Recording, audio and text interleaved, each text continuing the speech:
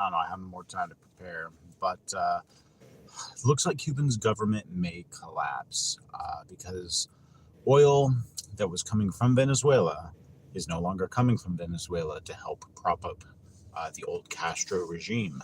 So with this socialism, communism, they need each other. They need other socialist networks to be in key with them, key allies. And now that Venezuela is no longer in the picture, Cuba's government may fall even within the week. Now, personally, I've almost married a Cuban. I've been to Cuba multiple times. And from what I saw there, of course, the US dollar at the time was pegged to about a day's salary of Cuban wages, which was 200 Cuban pesos. Now, closer to the collapse, it's more like, I would say, 400 Cuban pesos from what I hear.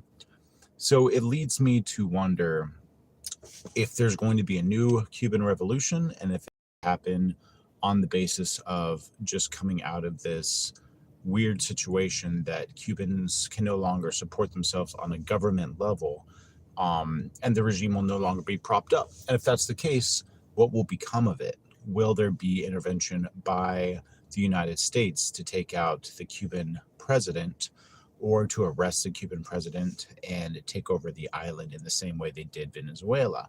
And if they do take over the Cuban island, natural resources like sugar, natural resources like the beaches that are beautiful tourist destinations, or any other economy related, substance that actually could be used by the United States to give back to the Cuban people in the same way that Venezuela is going to be having their oil ran by the United States and the United States companies, and then the dividend or the would go back to helping Venezuela. It seems to me like that's the goal if they were to take over Colombia and now Cuba, based off of the regime change that the United States government has wanted to see for 6 decades. So yeah, it's exciting because I know that things are harder. In Cuba right now, they live off of about 2 hours of electricity a day. The government cannot supply the infrastructure or anything that will keep the electricity on in the entire country. So the entire island has been blacked out for about 22 hours a day for the better part of 3 months, and it's only going to get worse. So the embargoes on Cuba were to let Cuba have hardships so that they can see they need to topple their communist regime. That has not worked in the last 6 decades. So this might be the final nail in the coffin for the Cuban government that has been in charge for 6 decades. And if so, will Cuba become the next Miami? Will there be an appointed governor of Cuba by the United States or someone who could transition them into a democracy?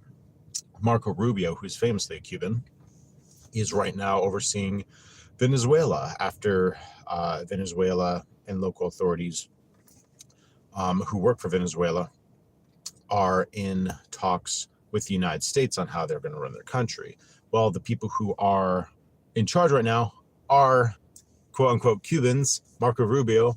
So if he can look over the foreseeable future of Venezuela, someone like him could definitely look over the foreseeable future of Cuba. So let me know what you guys think and in the comments, and I hope that you guys have a great rest of the day.